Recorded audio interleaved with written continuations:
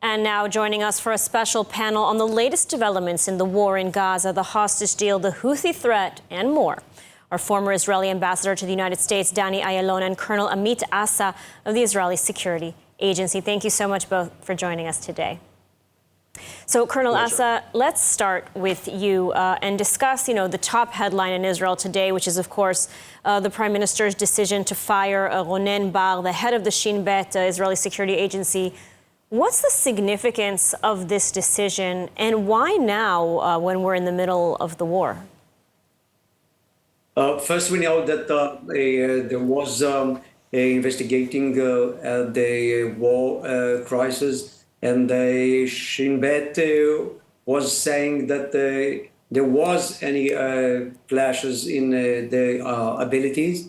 So there is a responsibility for the head of the Shabak on this. And I think the most obvious thing is that he will have to leave his position. Of course, at the beginning of the war, we needed to do a lot of changes and a lot of operational needs in the Shin Bet during the war. So we decided, maybe they decided, the Shin Bet decided, the Prime Minister decided that he is going to be leading the Shin Bet in this war. But now we know that we stopped a little bit. We have a ceasefire.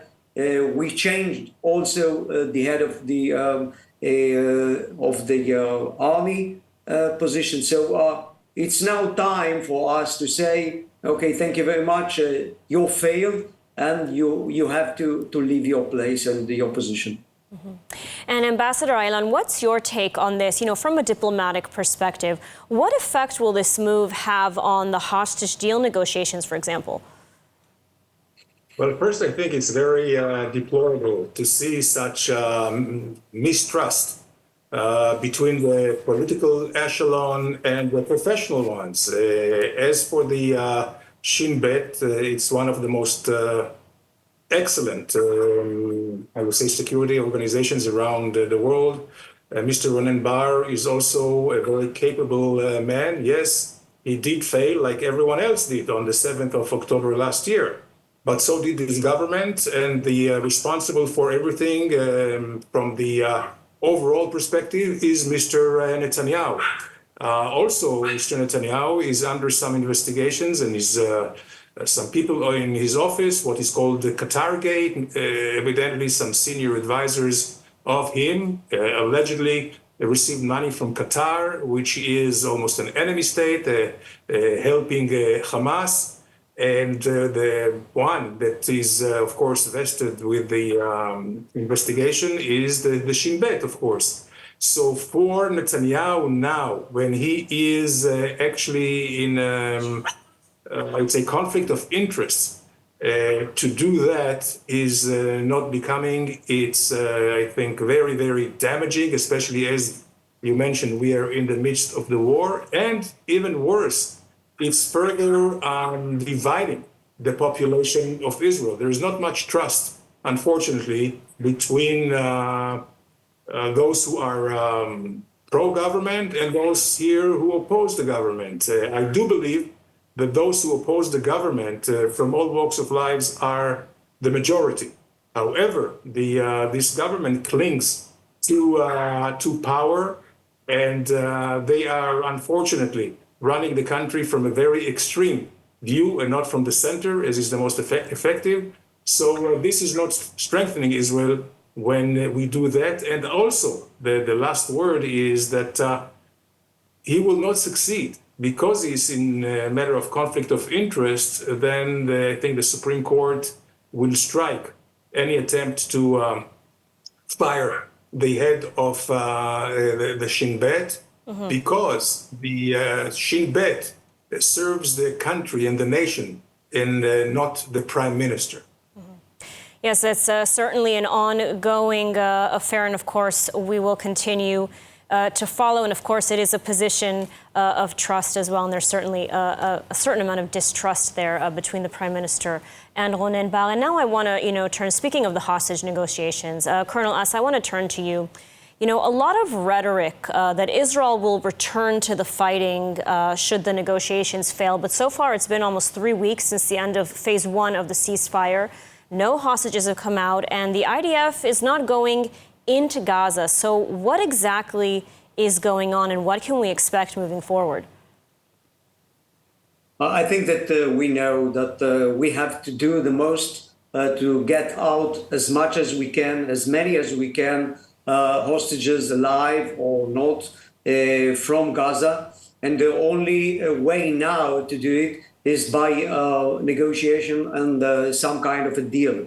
Of course, we finished the first stage of the deal, and now there is a ceasefire without any deal. So who's earning from that is just the Hamas, because they are increasing their power, they are recruiting more people, they are building all the facilities for the war ahead of us. But still, I think that we are giving a chance for the Trump administration maybe to give us some kind of a deal, to make some kind of a deal that will help more hostages to come. I think it's a matter of a time. And also Trump administration, you can hear that they are losing patience from what Hamas is doing. Hamas is not willing to get to any point that we can agree with. So there is just a matter of time to getting back to war. Mm-hmm. And Ambassador Ayalon, would you agree with that assessment? As Colonel Assa said, we have a new president in the White House. It's no secret that the Biden administration had major differences with Jerusalem. Will Israel have a free hand now to operate in Gaza with Trump as president? Oh, no doubt about it. Not only the president himself said it, also his different people, whether it's Mr. Witkoff, the senior emissary to the Middle East here. And I believe that also there is a lot of frustration in Washington because of the Hamas attitude trying to actually drive a wedge between Israel and the United States. They will not succeed. But the fact that they have offered to free only American citizens, and there is one living and 4 more dead bodies, is something which, of course, nobody will accept, even not the United States. So it seems like the Hamas is actually raising the ante and is willing to risk it all because, as the president said, that if the Hamas does not release the hostages, then hell might reign over them. In any case, he said Israel will have a free hand, and unlike the administration of Biden, as you correctly mentioned, where we had restrictions on type of munitions, also on having to send our enemies humanitarian aid, which was looted and used by Hamas, and actually giving them the strength and power and the reason that they were still on their feet is because of this humanitarian. If war or the ceasefire breaks, then it's going to be a different rules of engagements and a different, I would say, rules of the game. And Hamas, of course, will stand to lose. We may risk here the lives of our hostages. So in a way, it's kind of a chicken now play between Israel and Hamas, but certainly for us, it's most of a moral issue, humanitarian issue, ethical issue.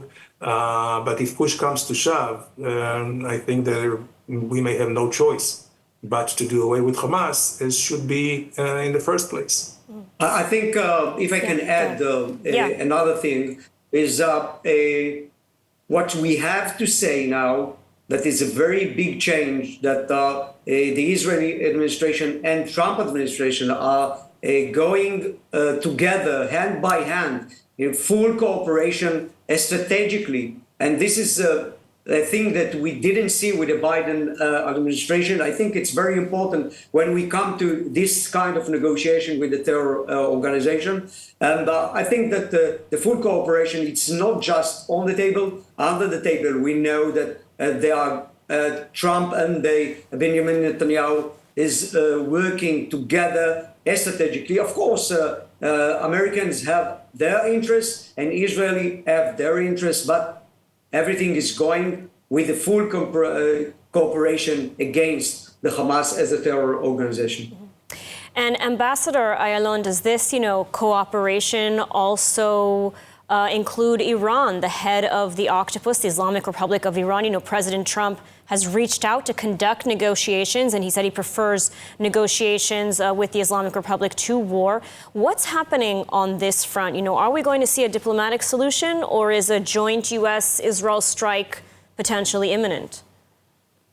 Yes, well, I believe that there is no daylight between Israel and the United States, understanding that the Iranian Ayatollah regime is the most nefarious, the most ruthless, and the most dangerous, not just in the region, but even globally. And the fact that they are trying to breach all their commitments, international law, and trying to illegally obtain nuclear capabilities is something that no one can allow. Now, it is quite obvious that President Trump would like to start with a with the possibility of a political solution. He wrote a letter to the Khamenei, the supreme leader of Iran, and we'll see what would be the response. In any case, if negotiations will start, I think this time it should be on American terms or the international community terms, whereby it will be much stronger and much longer agreement that was during Obama in 2015.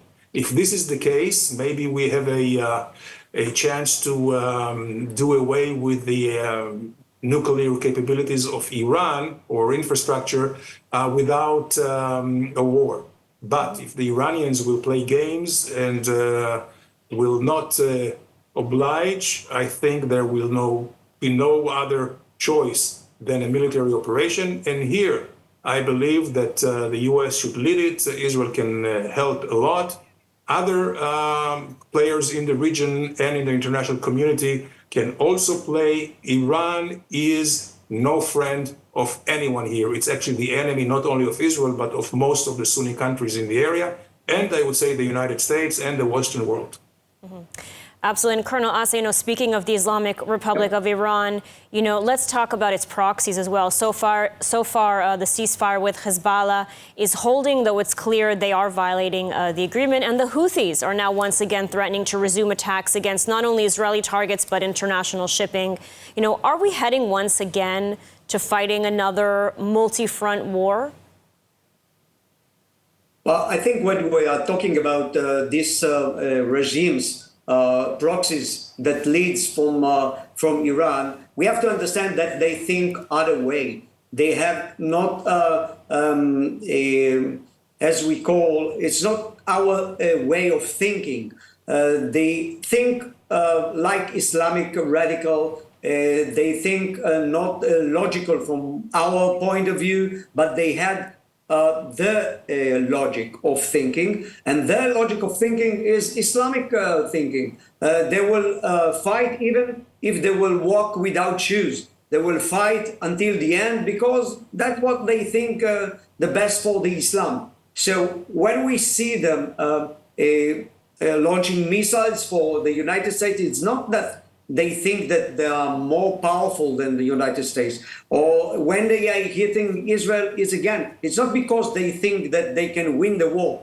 They think that the Islam will win the war at the end, and that will lead them to do whatever they want to make them strong and to make them big in the eyes of the Islamistic in the whole world. That's why I think United States is showing something in the Houthis area in Yemen, because you can maybe tell everybody that you will do something. You can say it again and again and again, but you have to do something. And I think this is a sign for Iran to see that the American not just talking, they are doing. And this is a very a good say for Iran. Be careful. We are aiming to you. This is just the beginning. This is just an example of what we can do. Do whatever you think you need in the negotiation, in the diplomatic way, because after the Houthis, we will come to hit you by our plane, by our force, or maybe with Israel. All right. Well, certainly an interesting period here in the Middle East. Ambassador Dani Ayalon, Colonel Amit Assa, thank you so much for your analysis today. Thank you very much. Thank you.